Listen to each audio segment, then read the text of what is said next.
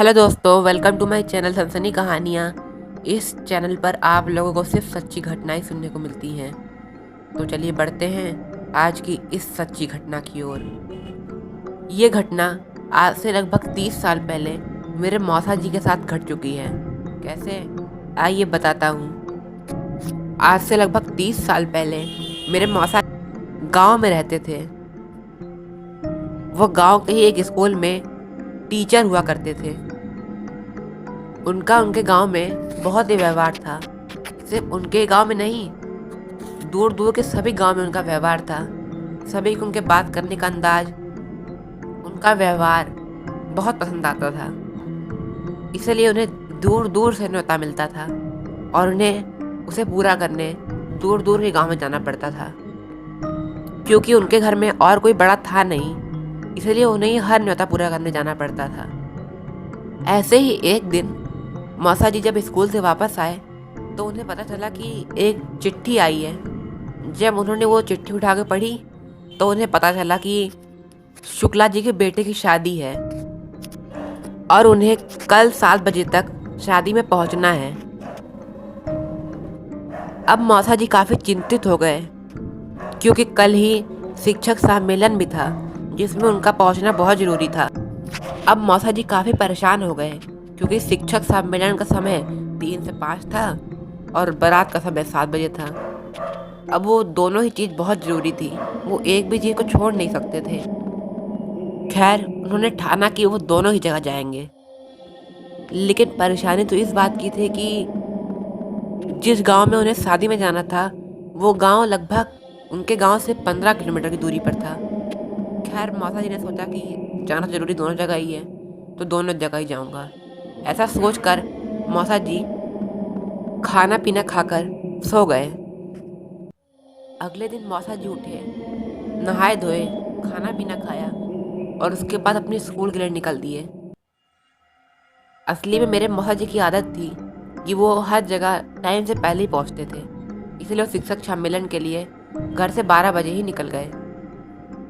क्योंकि स्कूल भी लगभग घर से 10-12 किलोमीटर था और उन्होंने सोचा कि समय से पहले पहुंच जाऊंगा तो हो सकता है कि समय से पहले छूट भी जाऊं। ऐसा सोचकर उन्होंने अपनी बाइक निकाली और अपने स्कूल के लिए निकल दिए।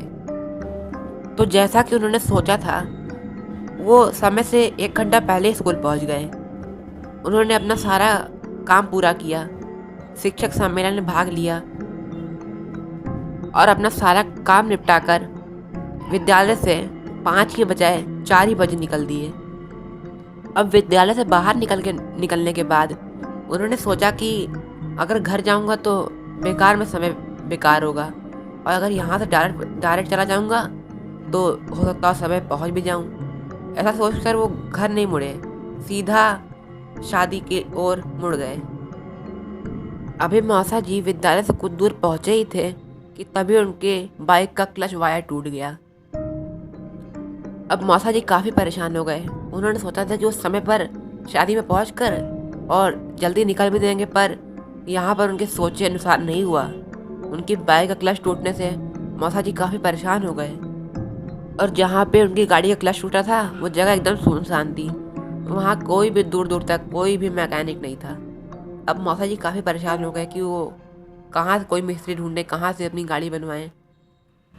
खैर, मौसा जी ने सोचा कि खड़े खड़े कुछ होगा तो है नहीं, आगे ही बढ़ता हूँ। ऐसा सोचकर मौसा जी आगे बढ़ने लगे।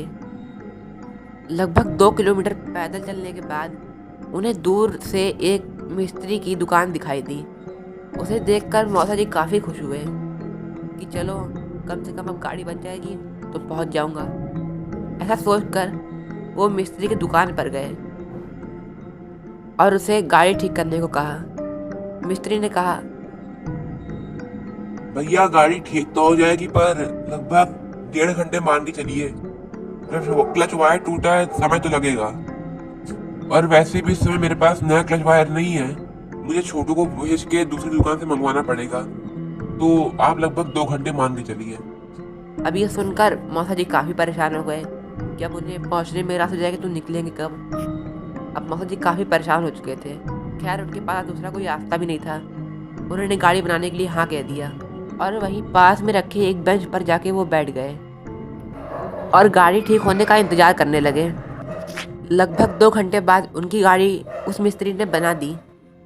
मौसा जी उसका पैसा देकर उसकी दुकान से बाहर निकले और अपनी घड़ी में समय देखा। समय हो रहा था शाम के 7 बजे का। खैर मौसा जी ने तुरंत गाड़ी में बैठे गाड़ी स्टार्ट की और आगे बढ़ गए। मौसा जी पूरी रफ्तार से गाड़ी भगा रहे थे और मौसा जी ने मन में सोचा कि अब रात में वापसी क्या करूँगा, अब वहीं रुक जाऊँगा, सुबह वापसी करूँगा, क्योंकि इतनी रात में वापसी करना भी ठीक नहीं है। ऐसा सोचकर मौसा जी गाड़ी और तेज भगाने लगे। गांव अभी लगभग 6 किलोमीटर दूर था और वो गांव में घुसने वाले हाईवे पे पहुंच चुके थे। उस हाईवे को पार करने के बाद गांव की मोड़ मिलती है, तो मौसा जी ने उस हाईवे पर गाड़ी और तेज कर दी, क्योंकि हाईवे की रोड बहुत अच्छी बनी थी। अभी मौसा जी गाड़ी भगा ही रहे थे कि उनकी गाड़ी पे एक जोर का झटका लगा और उनकी पूरी गाड़ी हिल गई, जैसे अचानक से कोई गाड़ी में कूद के बैठा हो। मौसा जी एकदम हैरान हो गए कि आखिर गाड़ी पे इतना जोर का झटका लगा कैसे। वो तुरंत पीछे मुड़कर देखा तो वहाँ कुछ नहीं था। खैर मौसा जी ने सोचा कि उनके मन का भ्रम है और ऐसे कुछ ईंटा पत्थर गाड़ी नीचे आ गया होगा। ये सोचकर वो गाड़ी चलाने लगे। अभी वो गाड़ी चला ही रहे थे कि उन्हें अचानक से लगा जैसे उनके पीछे कोई बैठा हुआ है। वो फिर से पीछे मुड़कर देखे और वहाँ पर कुछ नहीं था। फिर से उन्होंने सोचा कि उनके मन का भ्रम होगा। वो फिर से गाड़ी चलाने लगे। अब वो गांव के मोड़ पर पहुंच चुके थे। गांव की मोड़ पर पहुंच कर उन्होंने देखा कि बारात लग चुकी है और नाश्ता पानी शुरू हो चुका है और सभी ने अपनी गाड़ी वहीं लगाई है। तो मौसा जी भी अपनी गाड़ी वहीं लगा दिए और उतरकर शुक्ला जी के पास गए। शुक्ला जी के पास जाने के बाद मौसा जी ने उन्हें बताया कि गाड़ी ख़राब हो गई थी, इसलिए उन्हें देर हो गई। उसके बाद शुक्ला जी ने मौसा जी से पूछा, अरे पांडे जी, वो सब तो ठीक है, लेकिन जो आपके साथ आया था वो कहीं दिखाई नहीं दे रहा। इस पर मौसा जी ने कहा, कौन आया था, मैं तो अकेले ही आया हूँ। इस पर शुक्ला जी ने कहा, अरे जिसको बैठा के अभी आप यहाँ पे गाड़ी लगा रहे थे, मैं आपको देखा वहां से आते हुए, आपको मैं देख रहा था। आप किसी को बैठाए हुए थे और यहाँ गाड़ी लगा रहे थे, तब तक वो बैठा हुआ था, कहाँ गया आखिर? इस पर मौसा जी ने कहा, ऐसा तो कुछ नहीं है। कहे क्या बात करते हैं पांडे जी, आप भी बहुत मजाक करते हैं। कौन था वो भाई, हमसे भी मिलवाइए। इस पर मौसा जी एकदम सन मार गए और उन्हें समझ में आ गया कि वो जो उनकी गाड़ी के पीछे बैठा था वो कौन था। गाड़ी में लगने वालों को अचानक से झटका, उनका ऐसा लगना कि उनकी गाड़ी में कोई बैठा है, सब कुछ सच था। उसके बाद मौसा जी ने अपने साथ बीती पूरी आप बीती शुक्ला जी को सुनाई। शुक्ला जी भी सुनकर समझ गए कि वो कौन थी और शुक्ला जी ने मौसा जी से कहा, अरे पांडे जी, वो हाईवा पे ना लगभग ये 5-6 महीने से काफी घटा सुनने में आ रही है कि ऐसे कोनो आदमी बैठ जाता है गाड़ी पे और यहाँ तक आता है फिर उड़ जाता है। कह रहे थे कुछ समय पहले यहाँ पे किसी एक्सीडेंट हो गया है, तब से सब घटना सुनने काफी मिल रही है।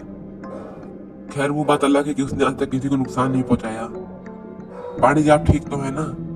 इस पर मौसा जी ने अपना सिर हाँ में लाया, लेकिन कौन जाने कि मौसा जी के अंदर क्या चल रहा है। वो काफ़ी डर चुके थे, उनकी तबीयत अचानक से ख़राब होने लगी। खैर उन्होंने ये सब बाहर व्यक्त नहीं होने दिया।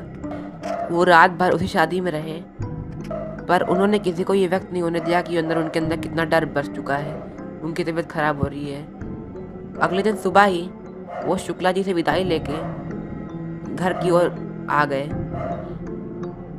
घर आते ही वो लगभग 1 महीना बीमार रहे। उन्हें लगातार 1 महीना तक बुखार आया।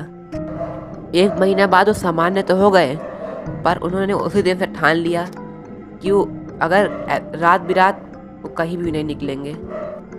तो दोस्तों, ये थी आज की कहानी। आपको आज की कहानी कैसी लगी ये हमें कमेंट बॉक्स में ज़रूर बताइएगा। अगर वीडियो पसंद आई तो एक लाइक ज़रूर करिएगा, और अगर आपको ऐसी सच्ची घटना सुनना अच्छा लगता है तो चैनल को सब्सक्राइब करके बेल आइकन जरूर दबाइएगा, जिससे कोई भी सच्ची घटना पड़ते ही सबसे पहले आपके पास पहुंचे। तो मैं आपका दोस्त बहुत जल्दी एक और सच्ची घटना लेके आपसे मिलूंगा। तब तक के लिए जय श्री राम।